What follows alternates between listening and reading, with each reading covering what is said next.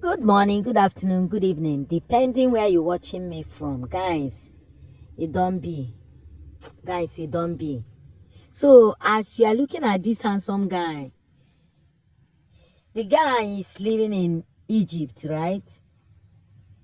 And, guys, this guy was doing well until spiritual battle starts. They call him lion, right? If I'm not mistaken. Okay, I think lion or whatever. Okay, so now this guy have been facing this spiritual battle.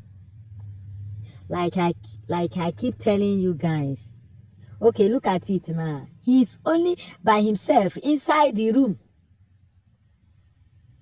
Nobody was there for him. But he has many friends, so. But when this thing, and this guy himself, he always follow all these pastors that do program. Those prophets that do program online. But when this spiritual battle starts, none of them help him. None of them could help him. That is what I keep telling you, brothers and sisters. That when these evil people, this satanic occult, witchy, wizard, start to fight you, if you have not activated the power of God through Jesus Christ, if you have not made peace with your Jesus Christ,